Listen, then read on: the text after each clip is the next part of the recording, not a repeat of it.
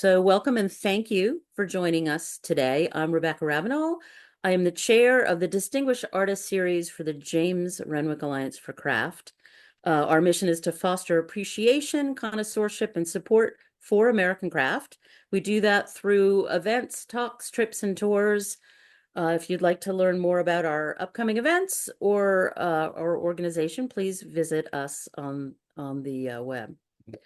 We're thrilled to have Dirk Joseph here this afternoon to give some insight into his work. And later this week, on Saturday, he will be with us in person to demonstrate his technique for making sculptural paper artworks, and that will be at Pyramid Atlantic. Before we begin, here are a few tips. We welcome your questions and comments for Dirk. You'll notice you have two links on your screen. When you activate it, you have a Q&A and a chat. If you send your questions in for Dirk in the Q&A section, we'll have Dirk answer those at the end. And if you just want to make some running commentary, just in general to other attendees, feel free to put those comments in the chat. We'll be monitoring both those areas. So Dirk Joseph is a Baltimore-based visual and performing artist, a teacher, and a graphic designer. From classroom projects to community events to public murals and shows performed with his family puppetry troupe, Dirk is passionate about the act of creating both artistic works and community bonds and exploring the emotions surrounding this. We welcome Dirk now to talk about his influences and career over the past several decades. Hi, welcome, and thank you so much for having me. Um, yeah, so I'm mostly a visual artist. I've been a performing artist sort of off and on with my daughters in a puppet troupe that we have called String Theory Theater, and I'll show you a little bit some visuals from that soon. But I would say just my initial inspiration for art probably came from um, my childhood and basically play. Like, I was a child in the 70s before 24-hour children's programming and before game consoles and all of that. And we made a lot of our games. We played with each other and would tweak the rules if it got boring and all of that, and made props and had our theater, ventures where we'd write our scripts and perform for, our parents and that sort of thing. So I think for me, art was just part of play. It was sort of like the default thing to do when there was nothing else to do.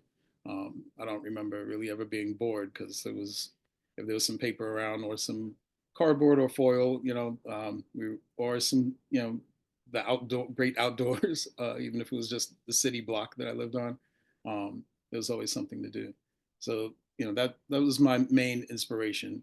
And, I mentioned outdoors and nature, and I would say nature, as you see the art I'll share with you, has been a constant inspiration for me, my art. So the processes of nature and everything that's alive. I feel like we're all sort of like in the center of a Venn diagram of forces, and so that all these things in our environment are in us in some way. Our bodily rhythms and so on are the rhythms of nature. And so, yeah, I'm gonna start a slideshow because I don't want to get talking too much and run out of time. I would love to share this slideshow with you, and then we can certainly, oh, hold on. Let me make sure it's beginning.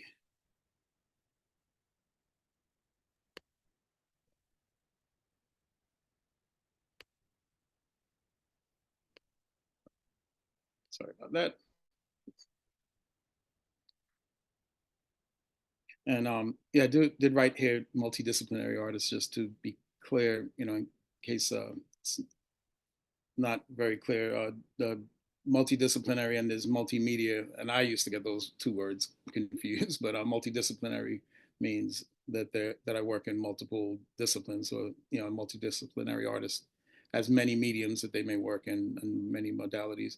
Whereas a mixed media means that you'll mix many medias into one.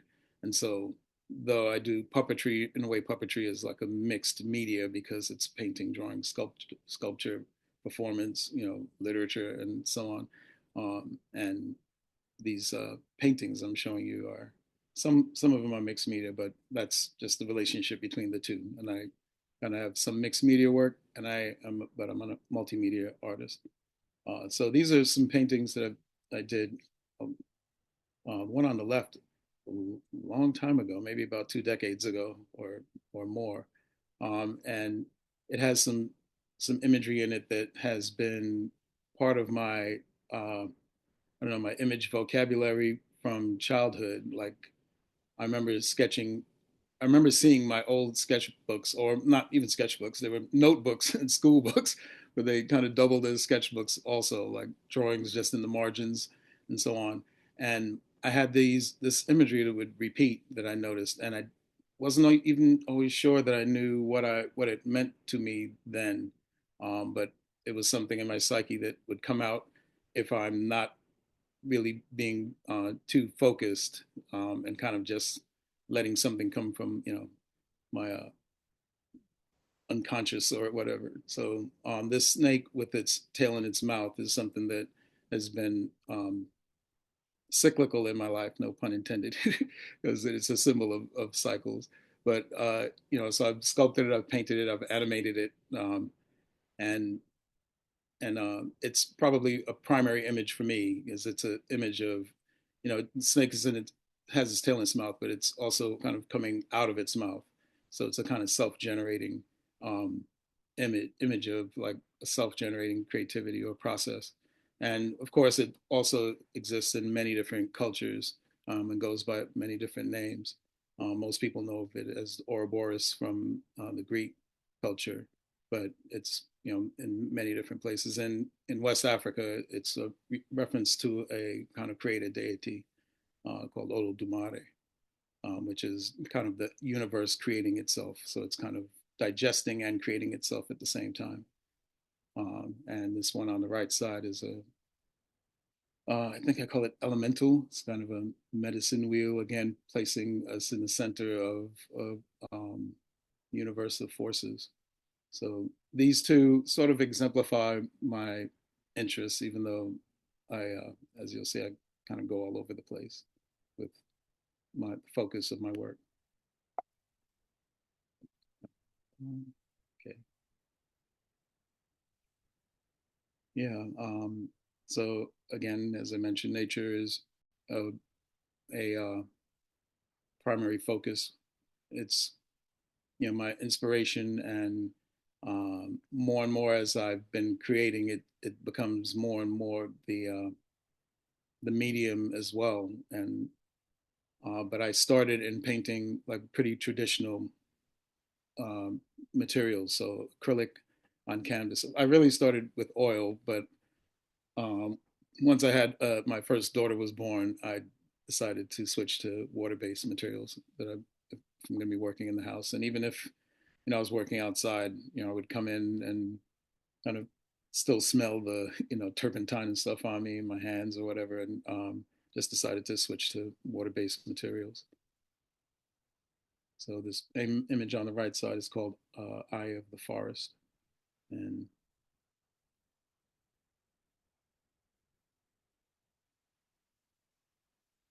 I shared this one because it sort of represents a period of time when I did similar kind of works of with this kind of contrast between figure and background, and kind of luminous backgrounds.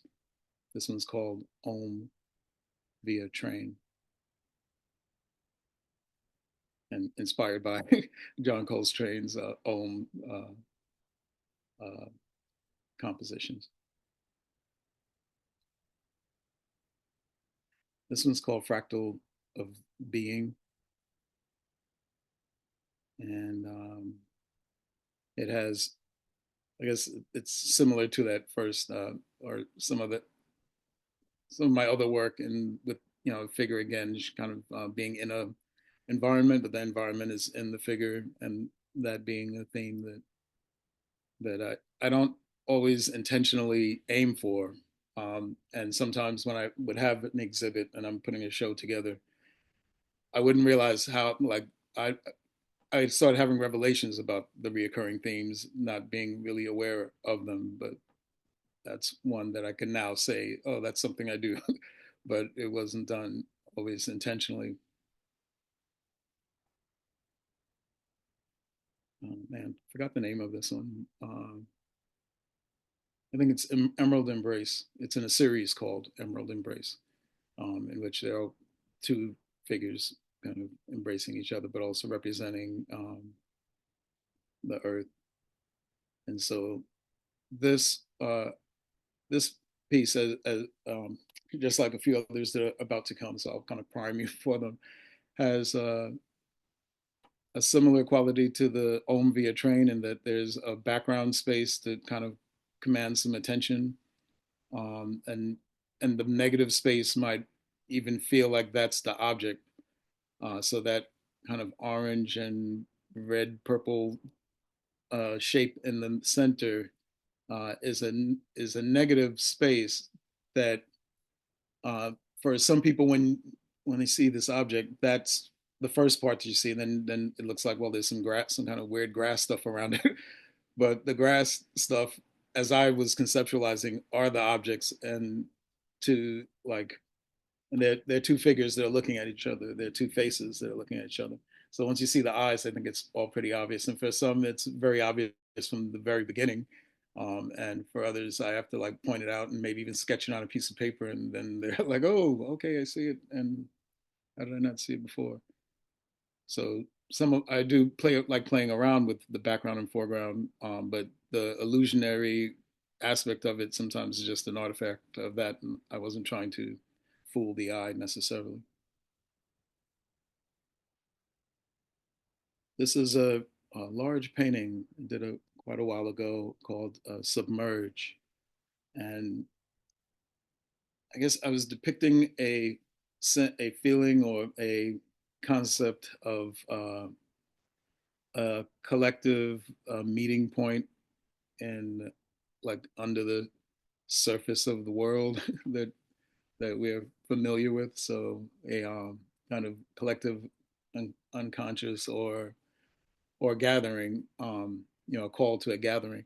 So there's like a fire at the bottom of an ocean, and there's some also non-human entities kind of converging. These are some details from Submerge.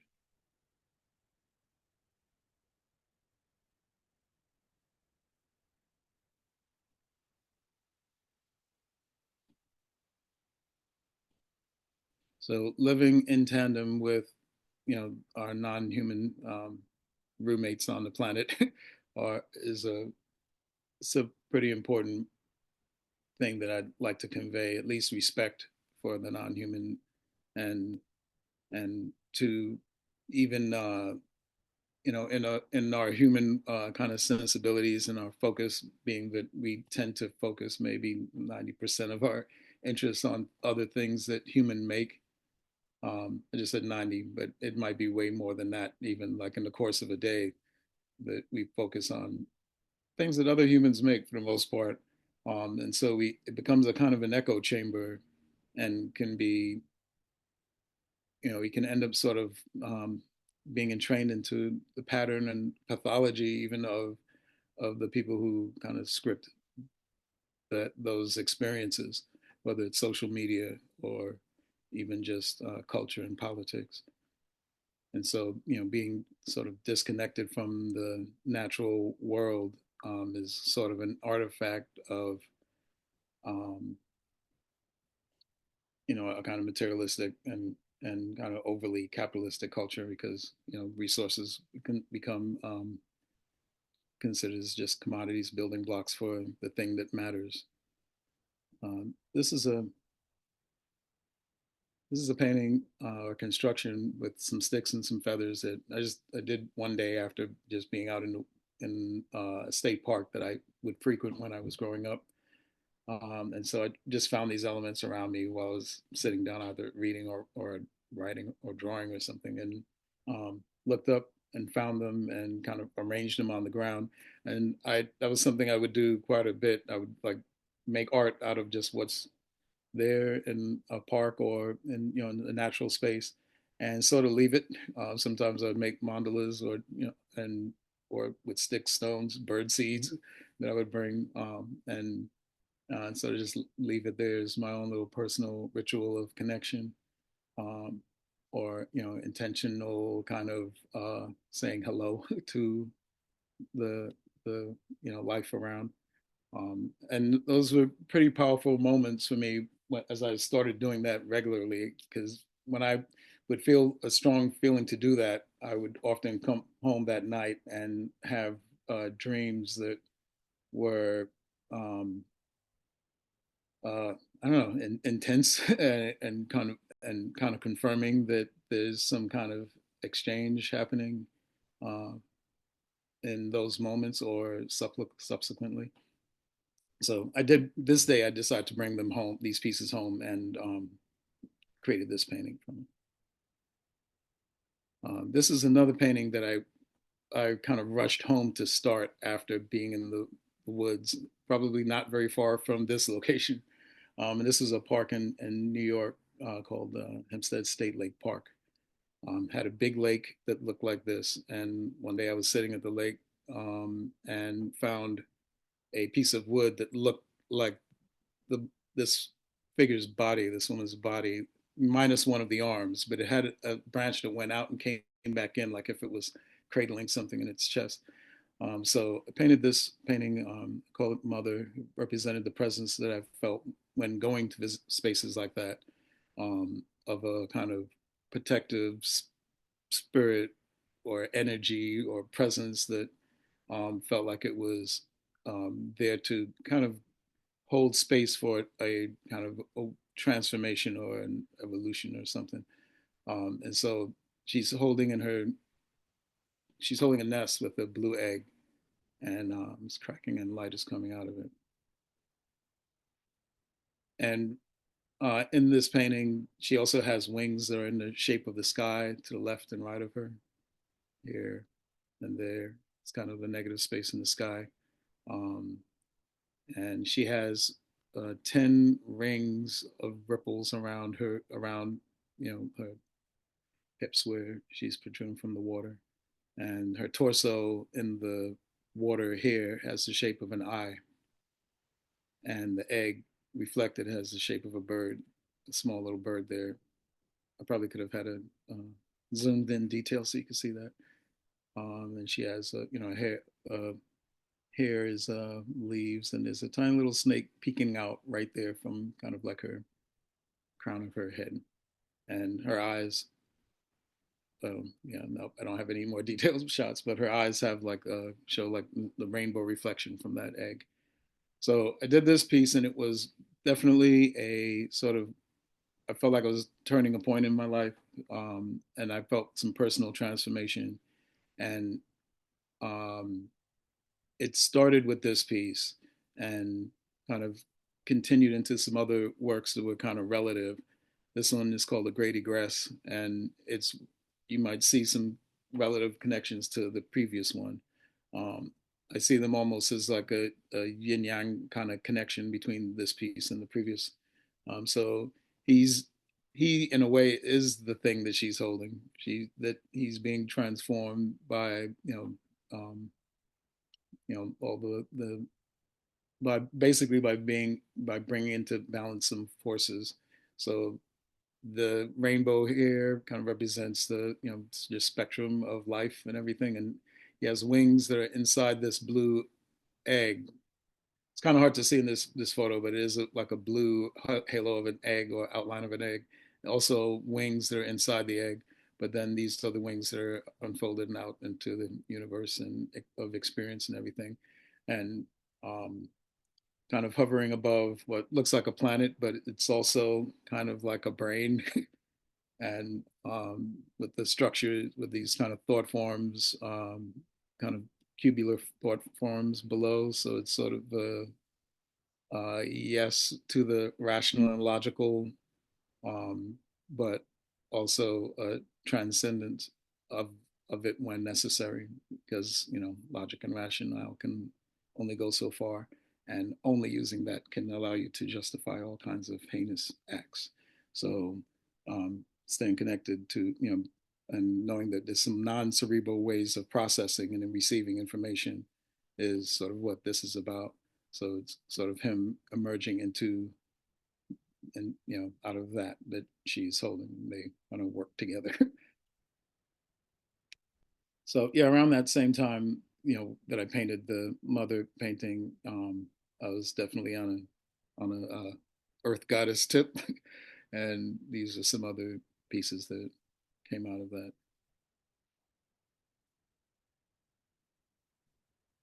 These pieces on the left side, I made a mold for the body, right up to the top of the head, but would paint it differently and adorn the head differently. And these are, actual branches. But this here was these the vines that are holding this mirror. That's a mirror on the top of this one, and a kind of sculpted lotus flower right here, above like this little double helix. Um, that's made out of paper pulp, the same material that I'll be showing you soon with the paper casting process that I developed. And these are two, besides nature, I did a lot of other kinds of painting focuses, and I'm just sharing two of them. But um, the painting on the right side is called Madonna and Child, and the painting on the left side is called The Great Detractor. And I think I did The Great Detractor probably in the mid 90s or something. Now, of course, that TV screen is in your pocket, and you know, um, I think it's kind of obvious there what's happening. Um, so both of these are, I shared them because it's another side of the art that I work that I create, and um, for a while I probably did more of this than I did nature stuff. Like I had times in my life where my focus was different based on what was happening in my life, and of course what was happening in the world. But these two in particular are painfully still relevant. Um, and I think one of, particularly with the Great Detractor, one of the issues of our day is an issue of attention and where we put our attention, who owns our attention, how is it conducted, where and we've heard the kind of cliche kind of spiritual statement. So your energy goes where your attention, where your attention goes, your energy flows. Um, energy attention is currency in the age of in the data age, the age of information. So it, yeah, I wanted to share that there. And of course, this one on the right side, yeah, that this is a whole conversation that, but it's, yeah, this is still painfully relevant now as well. Okay, I'm gonna take a breath after those two last pieces. Um, and you could take a breath too if you need to. So going into public art here, I've done a lot of murals and community art, mostly with other people. I might guide a mural in a school or in a community center, and I've done some installations like this one on the right side here was at the Enoch Pratt Public Library here in Baltimore, and it's called the Magic Hour. It's is there? Oh yeah, there's a there's a family getting ready for, well, I don't wouldn't say they're getting ready for bed necessarily, but it's story time. But for myself and my two daughters, story time right before going to bed was like what I lived the whole day for. Sometimes I would read stories from books, but sometimes I would think of something in the course of the day. It might be it might be some current events. It might be some kind of principle to live by, and I would wonder like how could I put that into a story? Like this is part of their reality. This is part of their their kind of ecosystem. Um, I will dare to be the shaper of some perspective around this, or at least share mine, because they're certainly getting it from many other sources too. So mine is absolutely a legitimate one. um, Saying that for all you parents who sometimes doubt if you should get involved. But so yeah, bedtime was just an amazing, amazing time. It was a very creative time for me to tell stories. Sometimes they would be sequential, episodic. It would take a month for some story to resolve, for the main characters in it. And I think the way my daughters loved it and the way they would like eat it up, and the way I would see them incorporate certain things we talked about in the story into their lives just impressed on me just how important it was to to make stories to share not just with them but to make stories to share with the world and how powerful stories have been and through all of human culture as a way to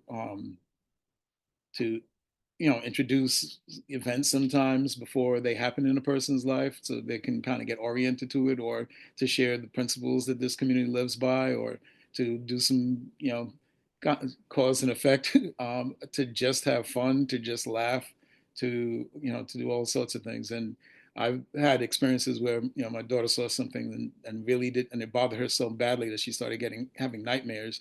And I remember once deciding that like I'm gonna recreate that story, that event in a story for her, and have it turn out a different way, or not just have it turn out a different way, but have who seemed to be the perpetrator to examine their life and what might have made them do the things that they did. And I didn't, think a whole lot of it after, but then she told me she had the dream again and that this person had been transformed. They had a whole new name and they came to her and they were now like they were different in their dreams. They weren't friends, but they would live over in a different village, not very far. So it was an amazing kind of consequence of art, basically, and it's kind of like how shows a little bit about the power of art. All right, so I went a little deep on that one, but so this is a public mural that I just finished late last year. It's the first one that I've ever gotten as a contract to go from start to finish, to have community meetings to discuss, elements of the mural. It was a painting that I had previously done, but, the community decided that they would like to substitute certain elements to make the animals and stuff be more local to that environment, which is great for me, but I'll it also, well, I'll tell you in a second. I'll let you see this video here. So yeah, I had a butterfly that I made up, but that's a checker spot butterfly. I had a hummingbird, but that's a oriole. Um, this mural is called "We Are Nature." I had a tropical fish, but it's a trout, a Baltimore trout now, and a lotus flower that is now a black eyed Susan in the mural. Uh, and those that was great. I enjoyed doing that. I at first I was like, wait a minute, we're using the kind of typical imagery, and I know there's the Baltimore Orioles and lake trout is a big thing that people eat, and I don't want to, it started for a second. It started to feel like a, I was using some kind of commercial iconography, um, but then I realized like it's important to actually take it back too, and bring bring them back into just a different context of the life that's around us.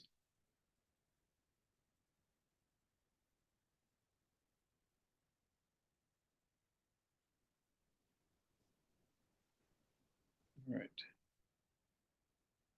and that's what the full mural looks like.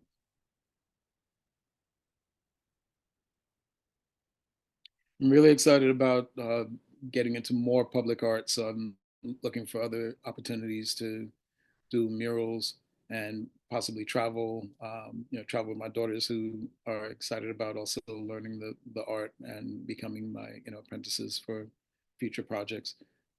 Done a lot of work with them, and they're kind of awesome and continue to inspire me with level of organization and creativity and stuff. Helps me not forget tools at home if they're part of the team. Okay, so this is some more public art that is community and performance based. So this is part of a festival, an annual festival, for which these puppets and other kind of art, art effects are created for with the community in Cherry Hill in Baltimore. So this is the Cherry Hill Art and Music Festival, and there's a wonderful organization I've been working with. Um, they're the best. They're called the Youth Resiliency Institute, and it's a community building, village building organization um, that is youth centered but full family engagement, and kind of uses art as a way to for self empowerment, for community building, for articulation of of the destiny and future, um, and for healing and therapy and all of that. And so it was great to work with this community, and I have been working with them for man, maybe about 8 years, and seeing the young people grow up. A lot of them are like graduating and going on to high school, college, or businesses, or figuring out what else they're doing with life. But it was a great opportunity to get to know this community, and a lot of people that I feel very close to now, and my daughters who accompanied me. Um, some more. This is all right. There's a big art event in Baltimore every year called Artscape that the city puts on, and I got a grant or commission from Artscape to create a kind of mobile parade that is called the Elemental Procession. So I've made these four kind of tall figures representing four elements, and each one of them had a small entourage of small puppets that related to their element. And the whole thing was about like gathering festival goers to be part of the parade. It was a pretty windy day, as you see, and though the puppets, those tall ones, aren't very heavy, they start to feel heavy when you're trying to hold them upright and the wind is blowing. But yeah, this was good. This is fun times.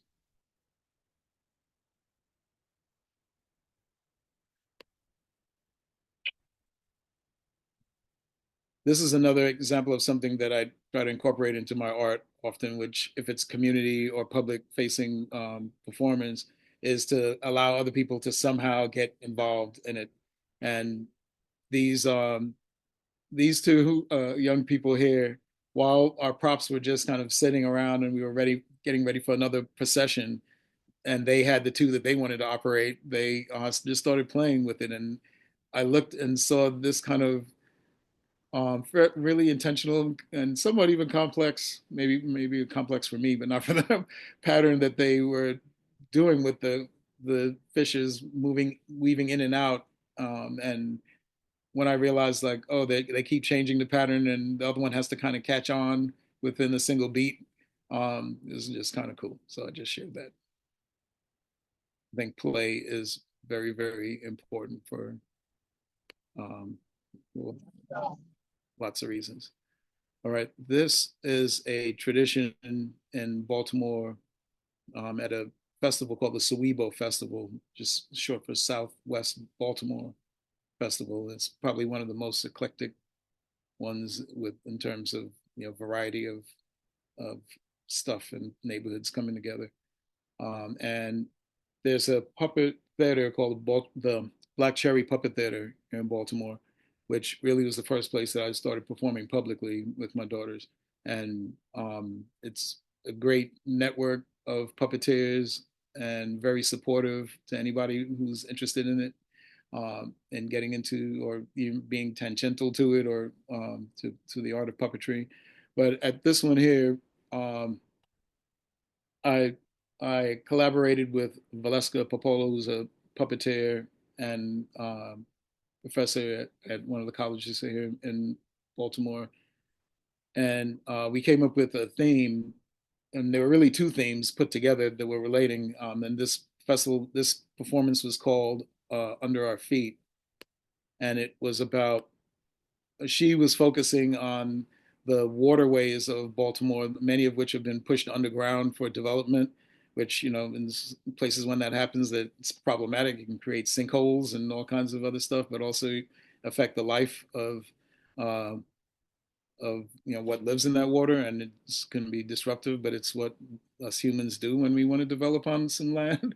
um, not everybody, I would say, but modern industrial civilization does that without a heartbeat sometimes, or in a heartbeat. But and so anyway, my section of it was the soil and kind of respecting the life of the soil. So she was doing water, I was doing soil, and we did these community bills where people came and made, with a little bit of guidance, these puppets that um,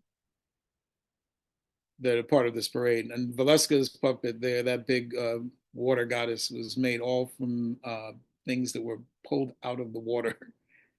So out of the lakes and streams. So it was kind of a repurposing of discarded garbage that made their ways into the waterways. A lot of plastic bags and all of that.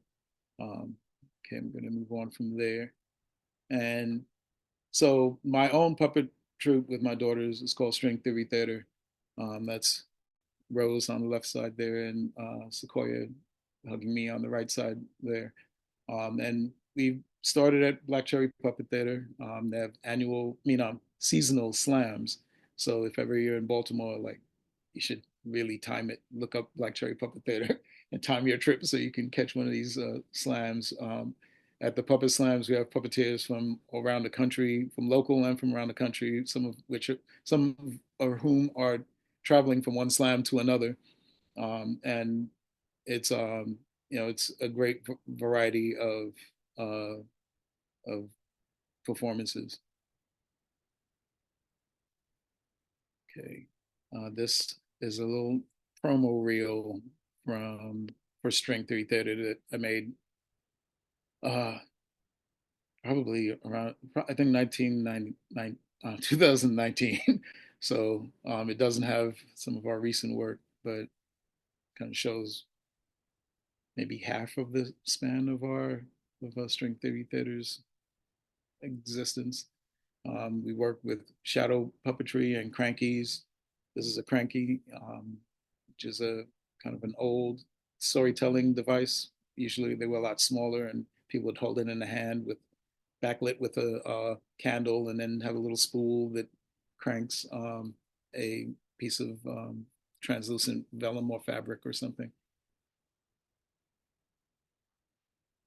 But since we started performing at Black Cherry Puppet Theater, and as I mentioned, the puppetry community is very supportive, and there was so many opportunities that were made available to also travel outside of Baltimore, outside of Maryland.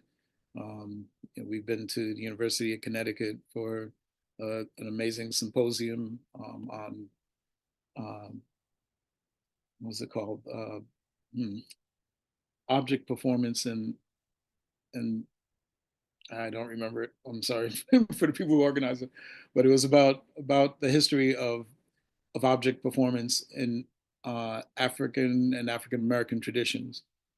So we were a featured performer there, and it was an amazing just history of puppetry in general, but also a dive into how puppetry and object performance is used as a storytelling mechanism, and all the things I already said about storytelling.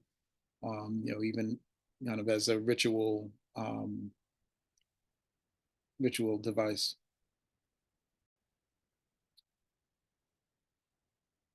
Okay, this is almost done.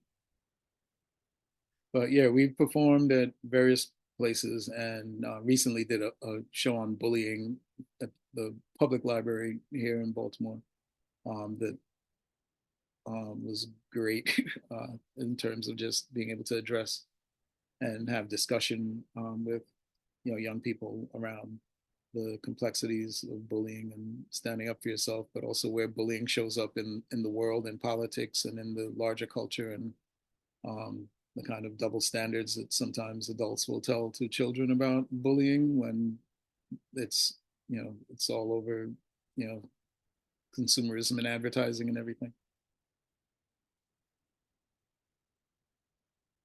All right, these are some puppets for a show that I created called DFRAG, which was funded by the development of it was funded by the Jim Henson Foundation. I got a grant to develop this, so it's a work in progress still, even though we've performed it a few times. And we're going to be heading to the Detroit Institute of Art to perform it there soon. All right. I'm gonna take a look at my time really quick. Oh wow, it's 1:42. All right. So this is these are the Yeah, paper cast pieces. Dirk, yeah, Dirk, let's go for maybe 8 more minutes and then we can take some questions. Sure, sure. All right. So I'm gonna go through this here, hopefully not too fast, but this is these are paper cast pieces that I've been working on a process I've developed over maybe about 15 years. About 15 years ago, I tried to teach myself how to make paper in my basement. And when I found like pulp would fall on the ground that I didn't clean up, it would harden and hold that shape so well that it, light bulbs went off in my head about how I could use it for sculptural means. So I guess I'll show you here that the piece in the middle is a raw piece of shaped paper, of cast paper. I made a mold after making an object out of clay, this little heart mandala piece here, and I pressed the pulp into the mold. I ended up with this sheet of kind of dense paper, and I cut it and assembled it onto a canvas that I painted. And so a lot of these pieces here are low relief sculptures. This one is a full cast piece, so it's not like I cut a piece and added it onto something else. The entire thing is came out of the mold this way. It's about maybe 10 by 14 inches. It's called Nest.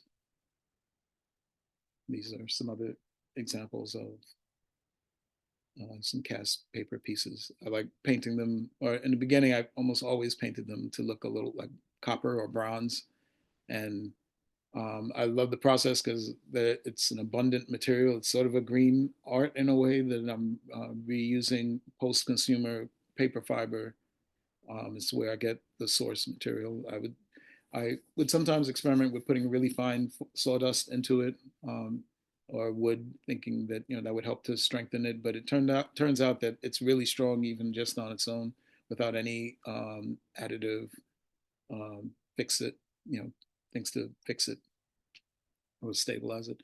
Uh, yeah, this is a piece called Ubuntu.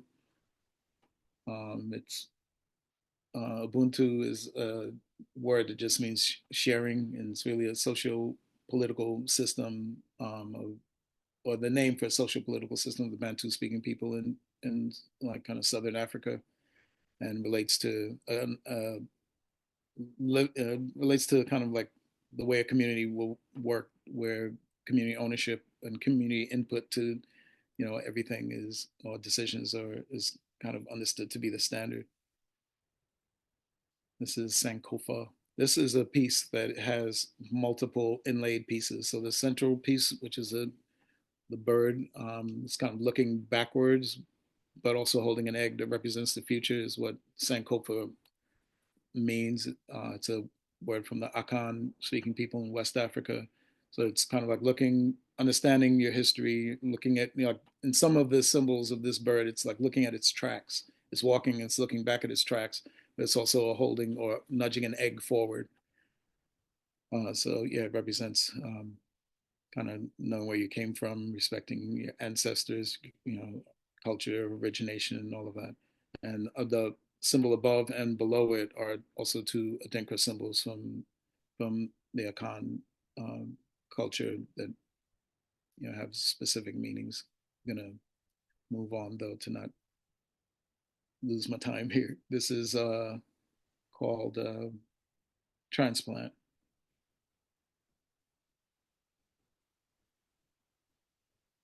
and I could talk about it, but hopefully it's has the story is evident.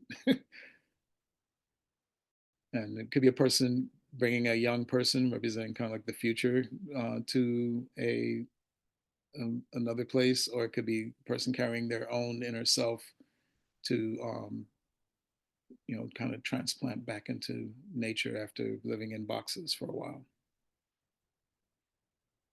So one of the great things about this process is that I can uh, cast multiple pieces and try different assemblies, try different ways of putting it together.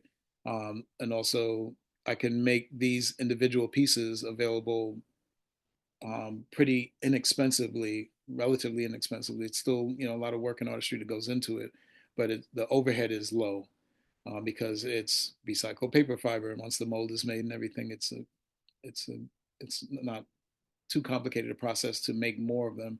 So, my favorite place to display my work is generally like street festivals where I'm able to share it with a community of people who sometimes don't consider themselves to be art enthusiasts or art patrons, but can find work that is reasonably affordable. Um, this one I forgot what I called it. I think it's kind of vortex. And here those symbols I talked about in the very beginning, showing again.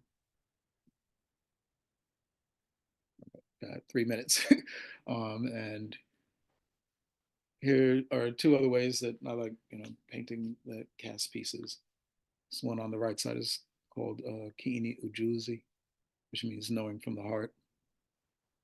The one on the left side, over its life, has had several different names. I've casted it several times, maybe about, I don't know, 20 times. The molds do degrade because I use plaster molds, but I can get quite a few out of them.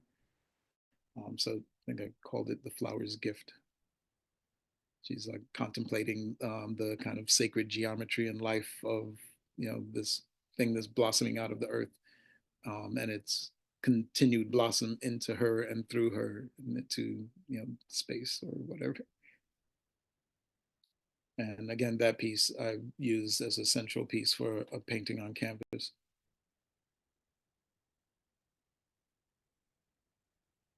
And Kiini Ujuzi again on canvas this time.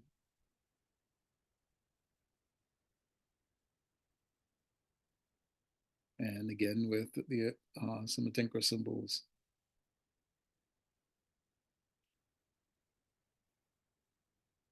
And this one, there's a painting in the center, but cast, not actually, these aren't cast paper.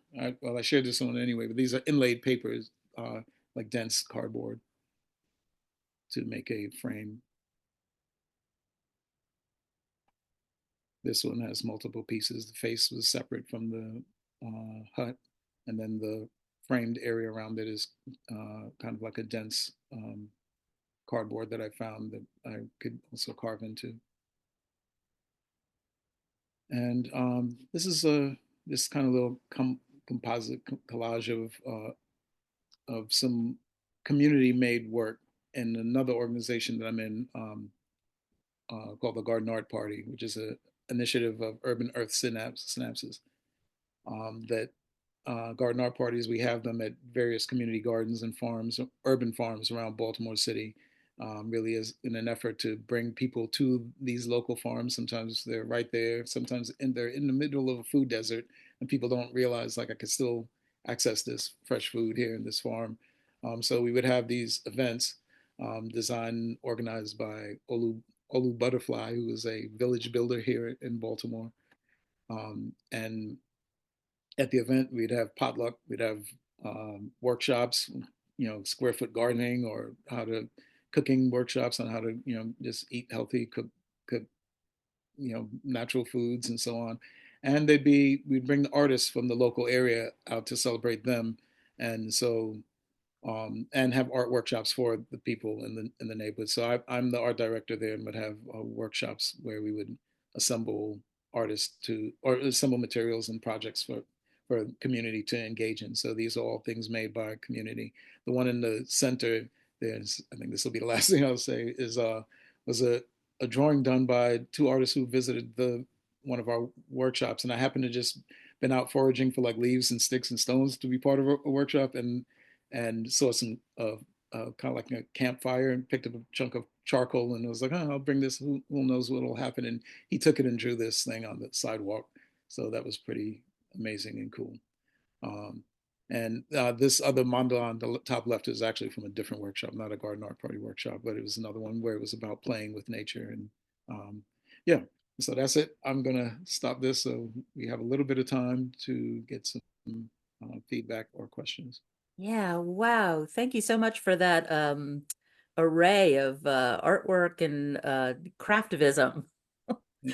Community engagement and activism. I love how your thoughts about art as play, and it's so liberating, and the colors are so joyful and vibrant, but it really belies this profound and complex nature of the works and so many levels of meaning and symbolism.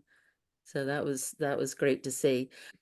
We have a couple of questions already, and I want to encourage everybody else to, if you have a question, to go ahead and put it in the Q&A. But let me start off. We have some questions here. Some of them you're going to cover in your in-person demo. I'll say they're questions about your paper technique. So I'll just say again, if anybody's local and wants a spot in that demo on Saturday, go onto our website and sign up. First of all, do you have plans to complete any new public art projects, or what would be your dream public art project? Oh, wow. Yeah, so I got a grant from the United States Department of Agriculture early last year, which has put me in contact with a lot of environmentalists and ecological, scientists and researchers. The grant, not a grant, it was a residency, so it was really to just foster some, uh, you know, cross pollination there. So I've been working with a soil scientist, and I do have something here. I'm gonna swivel my camera around so you can see.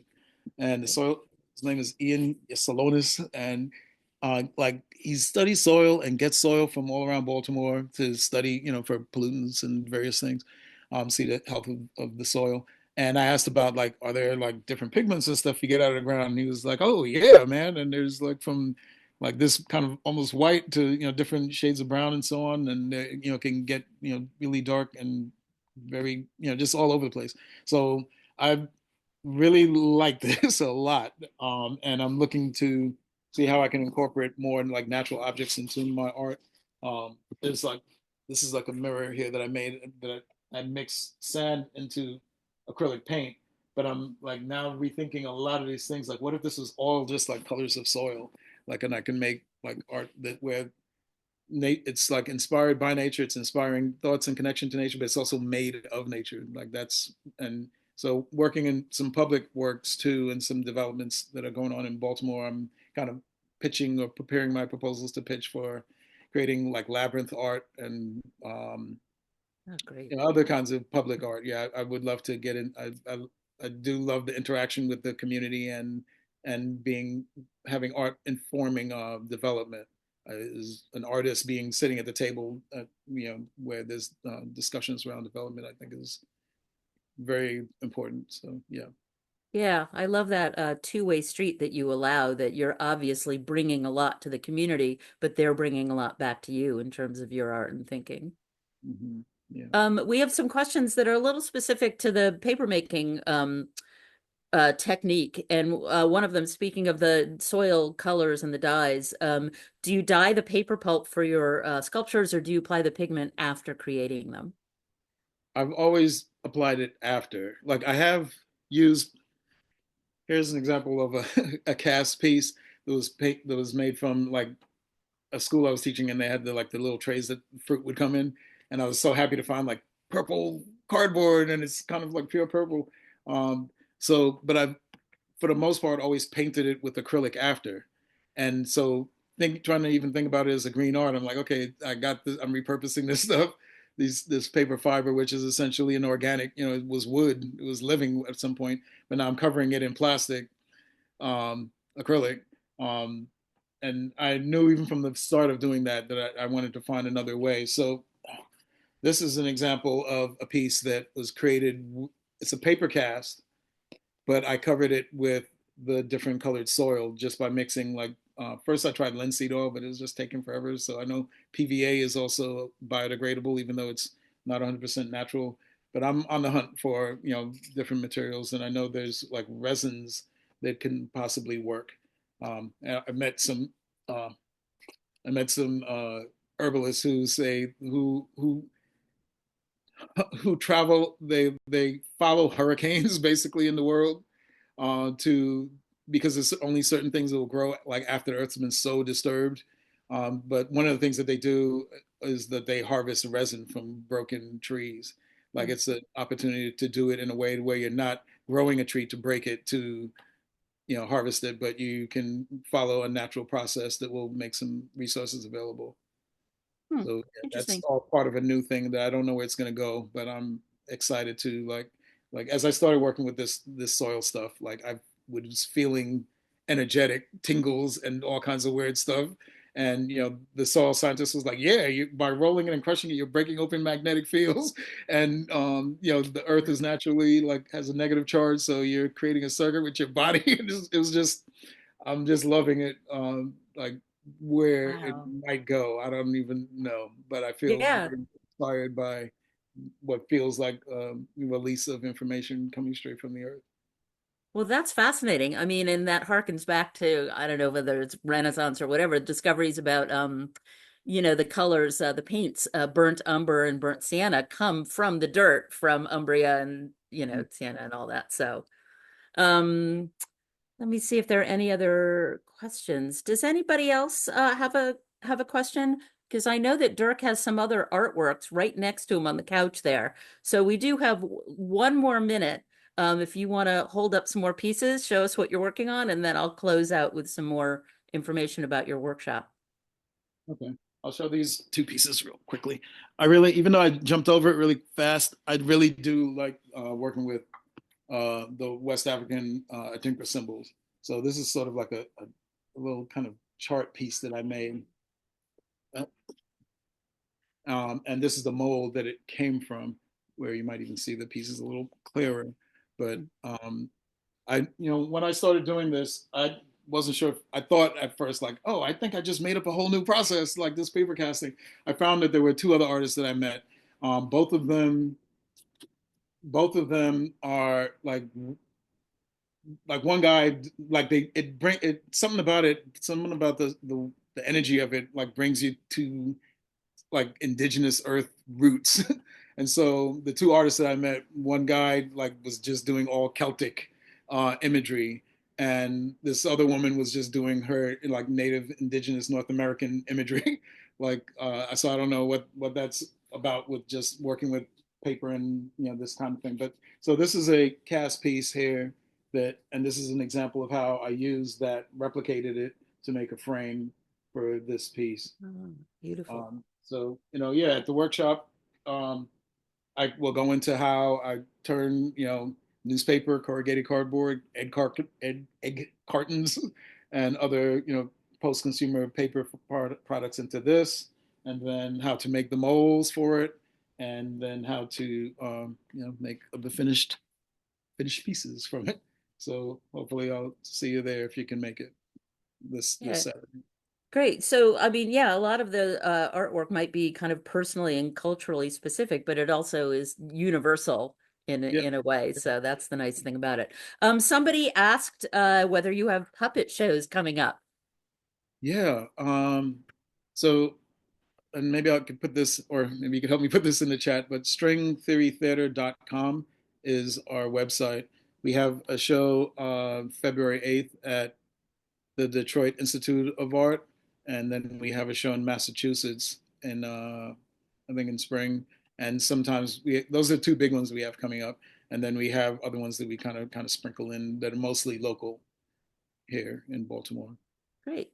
Thank you. So we are at time, and I want to thank you, Dirk, for taking us on this beautiful and spiritual journey this afternoon.